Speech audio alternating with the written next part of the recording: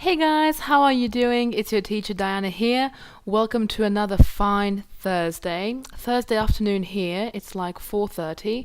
What is the time where you are? I know that we have the privilege to have people all over the globe, so wherever you are, whether it's morning or evening or night, hello, good morning, good evening, good afternoon. I'm very happy that you have joined us. So today we will do something a tad bit different. Normally we talk about idioms. Then the last four classes we spoke about different kind of issues that are connected to CVs and interviews and so on. However, today I feel that our class will be more chatty and kind of discussion provoking as opposed to very serious and grammatical and idiomatical, so to say. So basically, I think you might know, you might not, but you might. Emma and I are hosting a podcast, and we are concentrating now only on one topic, which is controversial news. But before that, we also thought about launching Agony Aunt episodes. And Agony Aunt basically is a lady that gives advice to different kind of questions and problems. And of course, like Emma and I, we are not 200 years old. We are not professors, but we would love to share our insight with you guys. However, controversial news won and Agony Aunt had to wait, but we still have the questions from Agony Aunt. And actually, I could find 6 or 7, I don't quite remember, I think 6 questions that are work related that were sent to us for the Agony Aunt podcast. So basically, I will just use that today and see what we can do with those. I really want to hear your opinion, so I'll be very much kind of tuned into the comments, and I kind of want to switch it around a bit, not talk so much myself, but more kind of read your comments and have like a nice discussion.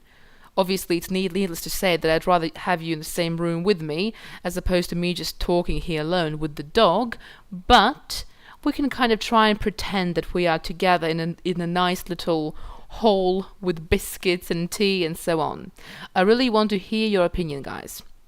Anyways, so having said all of this, all I have to add is that Toby points will be available. This time it's not going to be a questionnaire. It's going to be something a bit different. It will be a Toby challenge, and I think it's equally as fun. Possibly even more fun, because you get to interact with Toby as opposed to just, click A, B, C, D. In my opinion, a Toby challenge is always better. So anyways, let me have a looky-see from our regular members who is here. Jovi, Jorgen, hi guys. Let me just see the comments. Sometimes it loads fairly slowly, but it's going to catch up, I'm sure. 1 second. I don't know about you guys, but Facebook hasn't really been treating me very well, and sometimes it's a real problem because I really need things done on Facebook, and that's not what's happening recently. So anyways, okay, I see you guys. Right, I'm back. It's kind of creepy to see my face, but I have to really follow with the comments. So Maxime, Victoria, hi guys. Welcome. I can't seem to load any more comments, which is brilliant. How am I supposed to interact? Victoria says she loved the Agony Aunts. Well, that's brilliant. I'm really, really happy you did, but sadly, well, controversial news is what's going to happen. And I think that it can be equally as interesting. It has the potential to be so. Mia, hi girl. Hello. Sorry, I'm being super slow now. I'm trying to load all of these comments. So Trudy, Eugenia, Arthur, Yekaterina, Larissa. Hello, Olga. Who else? Emma is here. Teacher Emma is here. Emma, we want to hear your invaluable opinion as well, because obviously, well, the Agony Aunt thing was supposed to happen together with you. Jacob's here too. Generations. Hi, guys. Very, very nice to have you here. Alexandra. I'm sorry if I've missed somebody. I'm going to probably spend half of my life just trying to load these comments. But let's start, okay? And I'll just kind of peek in once in a while. Well, much more than once in a while. But, so, let's start then, okay, you guys? Let's begin. So here we are. Let's see. The first question actually is quite interesting, and I think that this has happened to many of us at some point. And this was sent in by somebody, I think, from, was it Germany or Austria? I don't quite remember. I don't think it matters too much, but anyways. I'm a quiet person who doesn't like confrontations and avoids them at all costs. I always get interrupted by one very loud colleague in particular. What can I do not to have an argument, but at the same time show that I'm not happy about this? So, guys, a confrontation is an argument, like, a beginning of an argument. It might lead to a full-blown argument. It might just stay there, being just this uncomfortable conversation. So I think many British people don't like confrontations, and I think that in general many people actually don't, because it's very nerve-wracking, energy-consuming, and most of the time pointless. Anyways, so if you have a gem of a colleague like that at work, what do? How do you let them know that you don't appreciate being interrupted, at the same time still kind of staying civil and not really just starting off a war? What can you do? So, in my opinion, I think that no matter how kind you are, no matter how polite you are, you have to always have a very clear-cut idea what self-respect is. And obviously, being interrupted by somebody, no matter who that is not really how you want to be treated as a person who has self-respect. So I think the next time when this person cuts you off, aka interrupts you, you'll just say, "Excuse me, I wasn't done speaking." And you don't have to say that in a very aggressive way. You have to say that, in fact, in a fairly neutral way. Because really, it's not the end of the world, is it? I think you just have to kind of let them know that you are not okay with constantly being the second, especially when you started speaking first.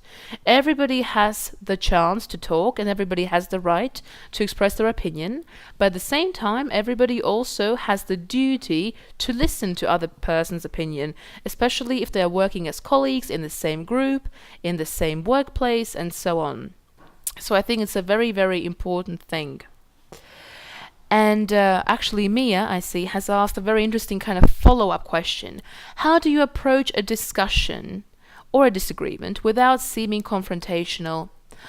The more I go, the more I realize that it's not so much about what you say, it's about the tone. Really, it's very much about the tone.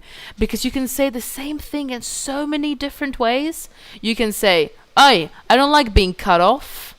Or you can say, "Oh, don't cut me off, please." Obviously, you add the word please, and you have a much softer, milder tone to your voice.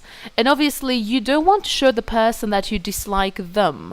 You just want to purely show that you dislike that type of behavior. As simple as that. It doesn't have to be you disliking their persona per se. It might be.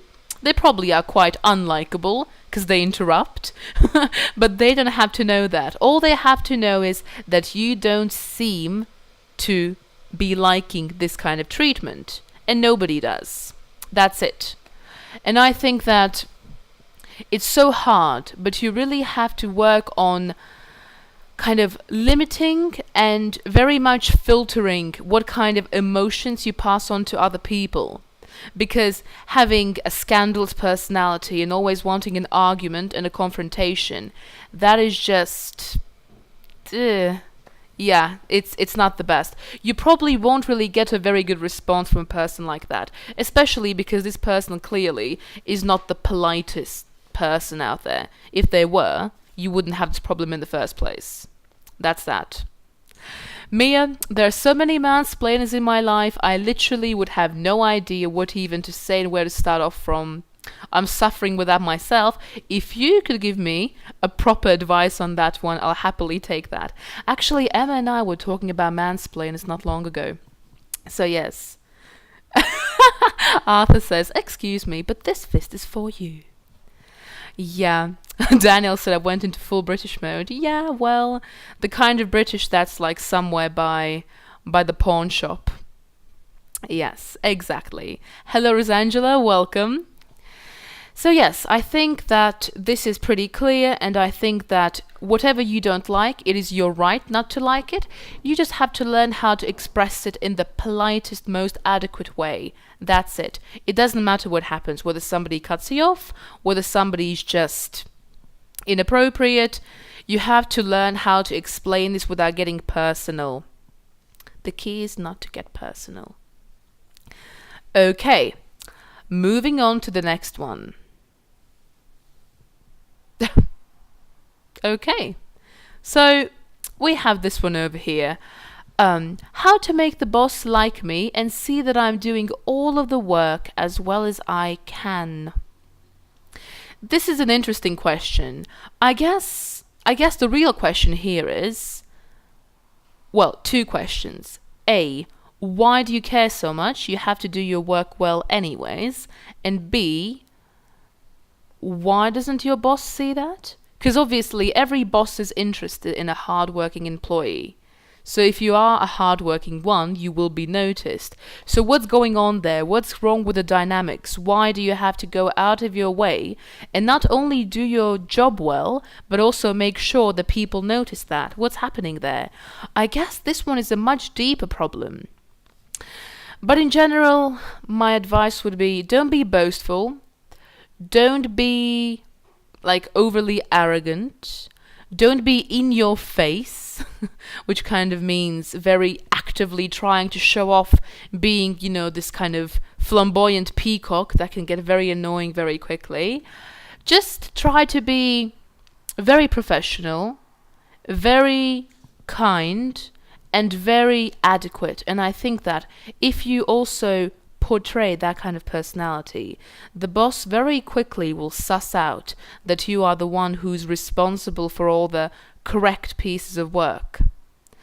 Because normally bosses aren't idiots, right? If they were idiots, they wouldn't be, on top, would they? So they will very quickly understand who is who. Definitely. Hello, Mohammed. Hi. So yes. Daniel says, to make your boss like you just have to kiss his ass every 5 minutes. Why am I laughing? This is so inappropriate, but I'm laughing. I think I'm laughing because it's true. Yeah. So yeah. And Maxime says, by the way, being your own boss doesn't solve the problem. I still don't like the way I work. Yes, you can say that one again. I know exactly how you feel. I, in many ways, am my own boss, of course, because I run my own business, partly. So, I'm fully responsible for all the victories and all the failures, and trust you me, the failure part is never a pleasant one to receive, especially when you are the only employee, and you are the boss, and you're everyone, and yeah, it's just not great. So, yes. Daniel, I have no idea who's the flamboyant peacock in this group. It could be me. I'm not sure, guys. What do you think? I mean, it could be me. It could not. I don't know. So, yeah. But I think really the most important thing is to understand, why are you so concerned with your boss not seeing you? Because, I'm going to repeat myself. In the boss's best interest it is to see you, right? Because he's the one who pays you money. He should be very much aware what's happening. So yeah. Anyways, so these are the 2 questions. We have 4 more. They're getting juicier and juicier. Some of them are literally the kind of questions which I thought, shall I include that? Shall I not? But then I thought, we're all adults here, so why the heck not? But anyways, I will see all the regular members in 30 seconds. We will start off with the question of the day, as always. And for the rest of you guys, I'll hopefully see you next week, because you might join English TV Live. Just head to www.englishtvlive.com and you can very easily become a member. So anyways, thank you so much for being with me. Regular members, I will see you in 30 seconds. And here is a bit more of a lemon tree and also the question.